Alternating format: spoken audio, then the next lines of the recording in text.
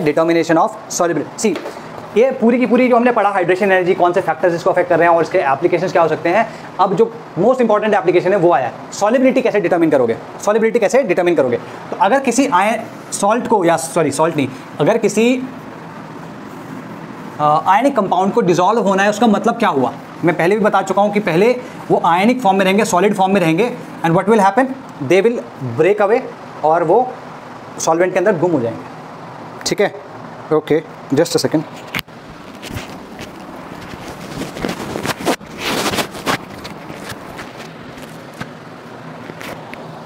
ठीक है, क्लियर होगी बात। तो एसेंशियली प्रोसेस यही हुआ भाई। अगर हम देखें तो प्रोसेस को मैं कैसे लिख सकता हूँ भाई, यहाँ पे m+x- करके कोई सॉल्ट है हमारे पास, ये क्या है तुम्हारा सॉलिड में है, और एसेंशियली ये किस में कन्वर्ट हो रहा है, m+ aqueous plus x- aqueous. इस तरीके से मैं m+m- ही ले रहा हूँ भाई, यहाँ पे mn+ और mn- कुछ भी हो सकता है। ये तो सिंपल एक सॉल्ट किया तो मैंने m+x- कर दिया। तो भाई अगर तो मैं देखूँ एसेंशियली तो मैं इसको ऐसे लिख सकता हूँ, है ना, मैं इसको तोड़ सकता हूँ इन दो पीसेज में, या इन दो प्रोसेसेस में तोड़ सकता हूँ। ठीक है, और फिर ये वाला, तो ये वाला प्रोसेस क्या होता है, सॉलिड क्रिस्टल को, या इनफैक्ट इसको ऐसे समझो, गैशियस आयन से सॉलिड क्रिस्टल बनना, ये तुम्हारा लैटिस बनने वाला प्रोसेस है जिसमें लैटिस एनर्जी रिलीज होती है। मैं उल्टा प्रोसेस बोल रहा हूँ कि सॉलिड क्रिस्टल से गैशियस आयंस बनना, इसका मतलब हमें यहाँ पर लैटिस एनर्जी देनी पड़ेगी मतलब ये प्रोसेस जो है एनर्जी एब्जॉर्ब करेगा, लैटिस एनर्जी जो है एब्जॉर्ब करेगा। अच्छा, ये क्या है तुम्हारा आयंस हो गए। अभी आयंस को तुम क्या कर रहे हो, हाइड्रेट कर रहे हो, तो आयंस को हाइड्रेट करने वाला जो प्रोसेस होता है वो हाइड्रेशन का प्रोसेस हो गया। ठीक, इसमें तो एनर्जी रिलीज होती है। अगर एनर्जी रिलीज होगी तो हम क्या कहेंगे, that energy is hydration energy, और ये रिलीज होती है।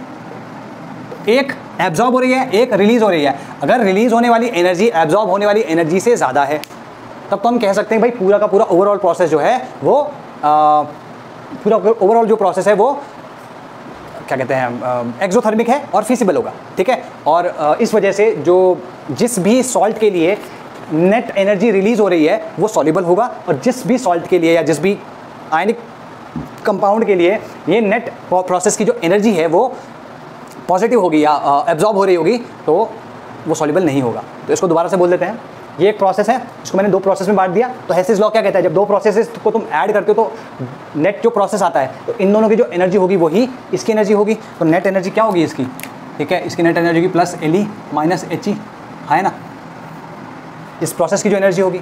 अगर ये एनर्जी जो है वो रिलीज हो रही है, अगर ये एनर्जी रिलीज हो रही है, ठीक, तो ये सॉल्युबल होगा। अगर ये एनर्जी रिलीज नहीं हो रही है तो ये इनसॉल्युबल होगा। इतना ही कह रहा हूँ मैं। ठीक है, तो लिखो,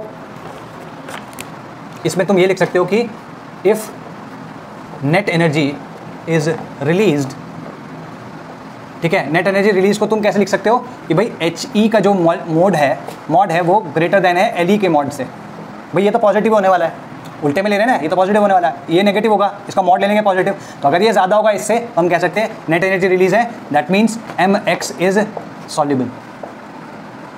ठीक है, किसी भी सॉल्ट के लिए बोल रहा हूँ, यहाँ पे हमने MX लिया, मैंने इसलिए मैं MX का बोल रहा हूँ। If net is absorbed, absorb होने का मतलब क्या हुआ कि ये इससे ज़्यादा है, तो मतलब अगर HE is less than LE, that means MX is insoluble. इतना ही हमें जानना होता है। ये तो पूरी की पूरी जो कवायद थी, इतना सारा कुछ हमने किया, वो सब इसी के लिए किया था। ठीक है, लिख लो इसमें डिटर्मिनेशन, हेडिंग डालना है, determination of solubility of ionic compounds, determination of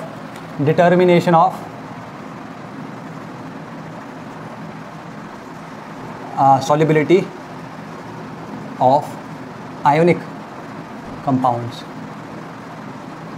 ठीक है, determination of solubility of ionic compounds. Clear होगी बात, ये लिख लो। अब इसमें एग्जांपल अगर तुम्हें देखना है, तो जैसे एग्जांपल इसमें कैसे कैसे आ सकते हैं। एग्जांपल है तुम्हारा ये, जैसे आएगा तुम्हारा कि भाई BaSO4 सॉल्युबल होता है, is soluble but BaSO4 is not, BaSO4 is soluble but BaSO4 is not, तो इज नॉट, अच्छा, बट BaSO4 इज नॉट। ठीक है, इस तरीके से है, गॉट इट। तो ये इस टाइप का एक जो तुम्हारे पास क्वेश्चन आएगा तो उसमें क्या है, ये सॉल्युबल है लेकिन ये नहीं है, इसका मतलब सीधा सीधा क्या है कि भाई इसकी जो लैटिस, इसका जो हाइड्रेशन एनर्जी है वो उसकी लैटिस एनर्जी से ज़्यादा है। इस वाले में ऐसा नहीं है, इसमें lattice energy is more than hydration energy. वो कैसे होगा वो हम देखेंगे, बट बेसिक तो यही हुआ ना।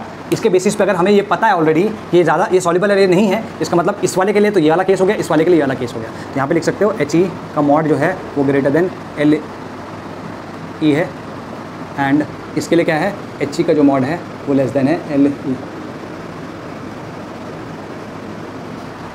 क्लियर होगी बात? तो दिस इज अनदर क्वेश्चन। ठीक है, ठीक है। अभी इसके बाद एक और क्वेश्चन करते हैं। एक और टाइप का क्वेश्चन आता है। ये तो एक टाइप का क्वेश्चन होगा जिसमें एक सॉल्युबल है, एक सॉल्युबल नहीं है।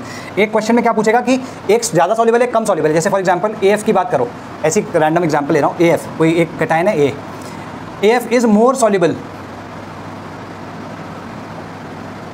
Then ACl। ठीक है, ये ऐसे बोल रहा है। तो इसमें क्या हम कह सकते हैं? ठीक है जी, इसमें हम क्या कह सकते हैं कि इसमें जो ये मॉड है, जैसे इनके सॉरी इसके लिए जो HE और LE का डिफरेंस है उसका मॉड, और इसके लिए जो HE LE का डिफरेंस है उसका मॉड, वो दोनों में ये ज़्यादा है। मतलब HE माइनस LE ये जो है दिस इज़ ग्रेटर दैन, मतलब AF इज़ ग्रेटर दैन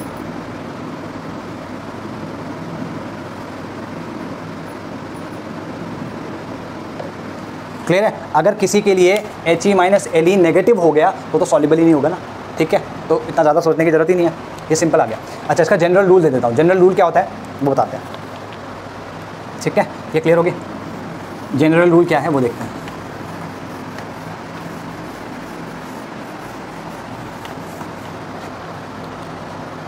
लिखो जनरल रूल।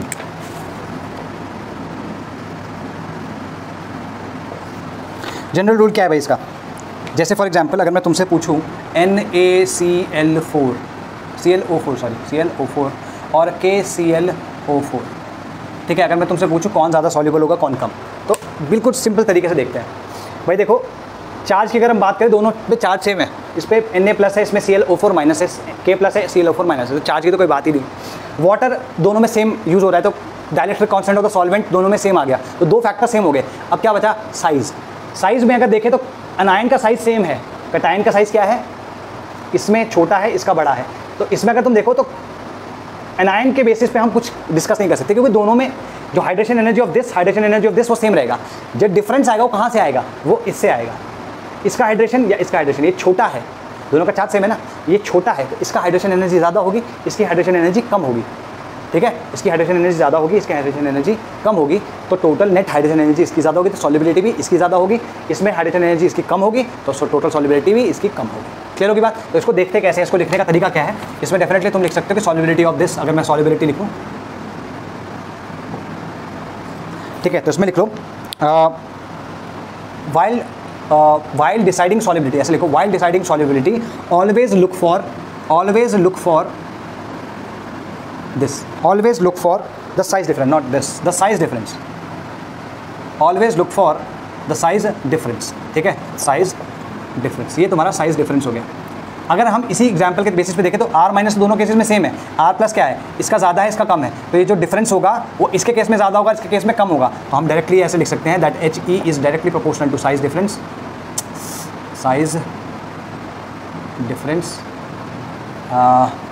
या यूँ कह लो directly proportional to R plus minus R minus. ठीक है, तो are we clear about this? तो लिख लो इसमें। अब इसी को एग्जाम्पल के तौर पे एक ले लेते हैं। अच्छा, इसको लिख लो पहले। Larger the size difference between the cation and the anion, cation and the anion के बीच में जो साइज डिफरेंस है वो ज़्यादा है। भाई ये बड़ा हो सकता है, छोटा हो सकता है, लेकिन ओवरऑल जो साइज डिफरेंस है वो तो पॉजिटिव आएगा ना। लिखो larger the size difference between the cation and the anion, higher will be the solubility, higher HE क्यों लिख रहा हूँ यार, सॉल्युबिलिटी आएगा यहाँ पे, higher will be the solubility, higher will be the solubility of the ionic compound, higher will be the solubility of the ionic compound। तो जैसे एग्जांपल के अगर इसमें देखें, यहाँ पर इसको प्रूव करना है, कैसे करेंगे? देखो लैटिस एनर्जी जो होती है वो होती है इन्वर्सली प्रोपोर्शनल टू 1/R0, और R0 को हम कैसे लेते हैं? R plus R minus. ठीक है, अच्छा, हाइड्रेशन एंथैल्पी जो है that is directly proportional to 1/R0, लेकिन 1/R0 क्या होता है? 1/R plus 1/R minus. Clear है? इन दोनों के रेसिप्रोकल के 1/R0 is equal to this. Got it? अच्छा, अब एग्जांपल लेते हैं। लेट्स से कि कैटायन सेम है, कैटायन सेम है, ठीक है। एग्जांपल के तौर पे चलो इसको सॉल्युबिलिटी यहाँ पे आ गई। अब इसी चीज़ को प्रूव करने का समय आ गया। कैसे करेंगे? देखो just a second, cation same है और इसमें कटायन का साइज़ जो है, अगर मान लो कटायन साइज़ या ये कह लो R plus is very very greater than R minus, ठीक है। अगर ऐसा होता है तो हम कह सकते हैं कि that R plus plus R minus जो है वो ऑलमोस्ट सिमिलर है कितने, R प्लस के, क्योंकि ये तो नेग्लिजिबल हो गया इसके सामने, और 1 upon R plus will be very very less than 1 upon R minus, क्योंकि जब ये छोटा है इससे तो इनका रेसिप्रोकल इसके रेसिप्रोकल से छोटा होगा। तो हम यहाँ पे कह सकते हैं अगर ये बता रहा है तो यही चीज़ ये भी बता रही है। इसका मतलब क्या हो गया कि यहाँ पर जो हाइड्रोजन एंथैल्पी है वो directly proportional to 1 upon R minus है, ठीक है। इसके बेसिस पे तुम क्या कह सकते हो कि that lattice energy is directly proportional to 1 upon R plus. तो लैटिस एनर्जी तो क्या है 1 अपॉन R प्लस के प्रोपोर्शनल है, और हाइड्रोजन एनर्जी यहाँ पे 1 अपॉन R माइनस के प्रोपोर्शनल है। तो before we move forward I am repeating this क्योंकि ये कंफ्यूजिंग हो सकता है। यहाँ तक तुमको क्लियर हो गया था कि भाई ऐसा साइज डिफरेंस के प्रोपोर्शनल होगा। अब लैटिस एनर्जी ये होती है, हाइड्रोजन एनर्जी ये होती है, हमें पता है। मैं कह रहा हूँ कि हमने एक ऐसा केस लिया जिसमें कैटायन इज़ द सेम, है ना, और R plus is very very greater than R minus, ठीक है। तो उसमें क्या होगा R plus plus R minus is somewhat similar to R plus only, और उसको हम इस तरीके से लिख सकते हैं क्योंकि हमने Li को ऐसे लिखा था। तो इसी चीज़ को हम ऐसे लिख सकते हैं इस केस में। इस चीज़ को हम फिर ऐसे लिख सकते हैं, क्यों, क्योंकि R 1 upon R plus very very less than 1 upon R minus, क्योंकि जब ये है ट्रू तो ये भी ट्रू होगा। गॉट इट, ये आ गया वो आ गया, ठीक है जी। अब अगर हम एग्जाम्पल लें BaF2 का और BaI2, मतलब यहाँ पे BaCl2 भी है और BaBr2 भी है, ठीक है। अगर तुम ध्यान से देखो तो इसमें जो साइज़ ऑफ कैटायन है वो बहुत बड़ा है, ये सेकंड पीरियड में या सिक्स्थ पीरियड में, ठीक। तो अगर हम देखेंगे तो ये बहुत बड़ा साइज़ डिफरेंस है, तो यहाँ पर एग्जैक्टली यही वाली सिचुएशन लग सकती है। तो अगर तुम ध्यान से देखो, अगर हमने कैटायन सेम कर दिया तो लैटिस एनर्जी तो कांस्टेंट हो गई, लैटिस एनर्जी तो कांस्टेंट हो गई। अगर लैटिस एनर्जी कांस्टेंट हो गई तो अब डिसाइड किससे होगा, सॉल्युबिलिटी डिसाइड किससे होगी, हाइड्रेशन एनर्जी से, ठीक है। और हाइड्रेशन एनर्जी किसके प्रोपोर्शनल है, inversely proportional to the size of the anion. तो साइज़ जहाँ पर छोटा होगा वहाँ पर हाइड्रोजन एनर्जी ज़्यादा होगी, और जहाँ हाइड्रोजन एनर्जी ज़्यादा होगी वहाँ सॉल्युबिलिटी ज़्यादा होगी। तो अगर साइज़ की बात करें, ठीक है, तो इस डायरेक्शन में साइज़ इंक्रीज़ कर रहा है। अगर साइज़ इस तरफ इंक्रीज़ करेगा तो इस तरफ हाइड्रोजन एनर्जी डिक्रीज़ करेगी, और जिस तरफ हाइड्रोजन एनर्जी डिक्रीज़ करेगी उधर सॉल्युबिलिटी भी डिक्रीज़ करेगी। क्यों, क्योंकि ये लैटिस एनर्जी तो कांस्टेंट है ना, हाइड्रोजन एनर्जी कैसी होगी, वो घट रही है। That means difference of hydration energy and lattice energy decreasing, that means solubility is decreasing. Got it, ठीक है जी, okay okay okay okay okay. चलो अब लेट्स टॉक अबाउट, कितना टाइम हो गया, 50 मिनट्स है, we still have 10 minutes more, ठीक है जी। We have covered almost everything. Now types of ions लिख लो, ये आगे भी काम आएंगे, इसी चैप्टर में नहीं आगे भी काम आएंगे। तो लिख लो टाइप्स ऑफ आयंस, जो कैटायंस होते हैं बेसिकली, ऐसे लिखना, टाइप्स ऑफ अनायंस लिखना। क्यों, क्योंकि इसके बाद में जो तुमको बताने वाला हूँ उसमें काम आएगा समथिंग कॉल्ड फजान्स रूल, ठीक है, फजान्स रूल, ठीक है। ये फजान्स रूल क्या है वो हम देखेंगे, बट पहले देखो टाइप्स ऑफ कैटायंस लिखो, टाइप्स ऑफ कैटायंस। ये इसमें नहीं है, ये खत्म हो चुका है तुम्हारा, ये जो यहाँ हेडिंग लिखी है दिस इज ओवर नाउ, ठीक है। तो अच्छा, चार्ज ये आयंस कितने प्रकार के होते हैं। पहला होता है जिनका इनर्ट गैस कॉन्फिगरेशन होता है, इनर्ट गैस कॉन्फिगरेशन, ठीक है। इनर्ट गैस कॉन्फिगरेशन, जैसे अगर मैं 1s2 की बात करूं तो जैसे हो गया तुम्हारा Li plus Be2 plus B3 plus, ठीक है, ये तुम्हारे आयंस हो गए, या H माइनस, ये सारे। कुछ होते हैं NS2 NP6। एक्चुअली में किसी भी इनर्ट गैस में 8 इलेक्ट्रॉन्स होते हैं आउटर मोस्ट शेल में, ये हो गया। अगर हम इसकी बात करें तो Na प्लस को लिख सकते हैं, Mg2 प्लस को लिख सकते हैं, K प्लस को लिख सकते हैं, कैल्शियम 2 प्लस, बाकी बहुत सारे ऐसे हैं, इन सब के लिए बारे में हम लिख सकते हैं। We can talk about B2 plus को दे रहा है, Al3 प्लस के लिए हम लिख सकते हैं। तो ये सारे के सारे एग्जाम्पल्स हो गए। तो 2 प्रकार के हो गए तुम्हारे इनर्ट गैस में ही, 2 प्रकार के कॉन्फिगरेशन हो गए। सेकेंड होता है तुम्हारा सूडो इनर्ट गैस कॉन्फिगरेशन, इसको हम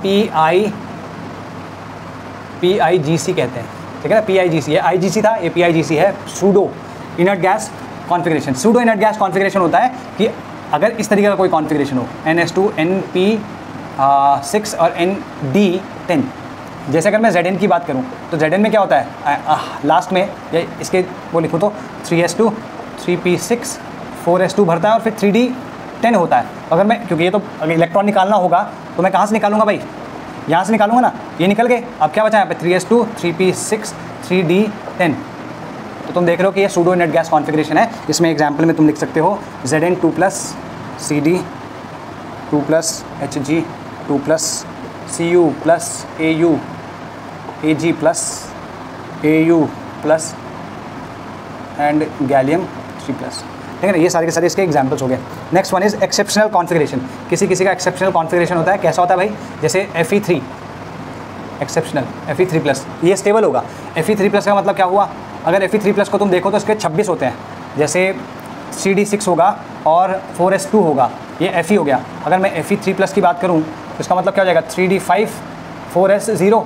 तो तुम देख रहे हो कि ये एक्सेप्शनली स्टेबल है। 3d5 is a half filled orbital, तो ये सेव है, सेव नहीं, इट इज़ क्या बोलेंगे, मोर स्टेबल। सेव क्यों बोल रहा हूँ मैं, मोर स्टेबल, ठीक है। तो एक्सेप्शनल कॉन्फ़िगरेशन इन सब का होता है। इसमें क्या क्या आएगा, ये आएगा Mn2+ आएगा, Ti2+ आएगा, V2+ आएगा, Cr2+ आएगा, Fe, ठीक है। तो Cr2+। Now let's talk about ions with NH2 config. कुछ आयंस होते हैं जिनका NH2 config, inert pair effect वाले होते हैं, ये सारे के सारे इनर्ट पेयर इफेक्ट वाले हैं। देखो ions with NH2 configuration, ions with NH2 configuration. Fourth is ions with NH2 config, ठीक है जी। आयंस विद NH2 कॉन्फ़िगरेशन कौन, जैसे Pb2+। Pb2+ का मतलब क्या हो गया, N Pb इज इन, ठीक है, ये हो जाएगा 6s2, ठीक है। तो इसमें तुम देखो ये लिख लेना इसका due to inert gas effect, due to inert gas effect बता दिया तुम्हें कि नहीं, inert pair not inert gas, inert pair effect. अच्छा अभी तक तुम्हें शायद इनर्ट पेयर इफेक्ट नहीं बताया। देखो बेटा, अगर मैं बात करूँ Sn की और Pb की, ये 14th ग्रुप में लाई करते हैं, ठीक। तो इसमें अगर मैं इसका देखूँगा क्या आएगा, 5s2 5p2, ठीक है, ये हो जाएगा 6s2 6p2, है ना, क्लियर ना, सिंपल है। अब अगर तुम इसकी बात देखो, यहाँ पर 5s2 में यहाँ तक तुम्हारे पास कोई लैंथेनाइड कॉन्ट्रैक्शन नहीं है। 5th वाले पीरियड में कोई लैंथेनाइड कॉन्ट्रैक्शन नहीं है, ठीक है। 6th वाले पीरियड में है, क्योंकि यहाँ पे लैंथेनाइड कॉन्ट्रैक्शन नहीं है तो ये इतने ज़्यादा अट्रैक्टेड नहीं होंगे टुवर्ड्स देयर न्यूक्लियस, तो ये न्यूक्लियस की तरफ अट्रैक्टेड नहीं होंगे, तो they will be able to move out. मतलब Sn4+ काफ़ी स्टेबल होता है, ठीक है। लेकिन जब हम इसकी बात करेंगे तो यहाँ पर लैंथेनाइड कॉन्ट्रैक्शन ऑलरेडी लग चुका है, इस वजह से जो S वाले आयन इलेक्ट्रॉन्स होंगे ये ज़्यादा पुल्ड होंगे टुवर्ड्स द न्यूक्लियस, तो ये न्यूक्लियस के ज़्यादा पास हो गए। ये कम पास थे, ज़्यादा पास थे, ये कम पास है, इसका मतलब ये ज़्यादा आसानी से निकल सकते, तो चारों के चारों इलेक्ट्रॉन निकल जाएंगे, Sn4+ ज़्यादा स्टेबल होगा। इसमें ये तो आसानी से निकल जाएंगे, लेकिन इनको निकालने के लिए ज़्यादा एनर्जी देनी पड़ेगी। निकल तो ये भी जाएंगे लेकिन ज़्यादा एनर्जी देनी पड़ेगी, और अगर हम ज़्यादा एनर्जी दे रहे हैं तो इसका सीधा सीधा कॉन्सिक्वेंस क्या होगा कि जो Pb4+ है वो उतना स्टेबल नहीं होगा, वो उतना स्टेबल नहीं होगा। तो हमेशा क्या होता है, जब भी हम 5th से 6th ग्रुप में जाएंगे इन योर P ब्लॉक, वहाँ पर हमेशा लोअर ऑक्सीडेशन स्टेट, जैसे ऑक्सीडेशन स्टेट भी नहीं बताया, अभी के लिए लिख लो, is lower oxidation state is more stable for period P6 elements, ठीक है। तो are we clear, simple enough. So this is this pretty much about it. ये दिस 14 ग्रुप, तो इनर्ट पेयर इफेक्ट लग रहा है, इतना तो समझ में आ गया। तो अब एग्जाम्पल लिख लेते हैं इसमें। इसमें एग्जाम्पल क्या है,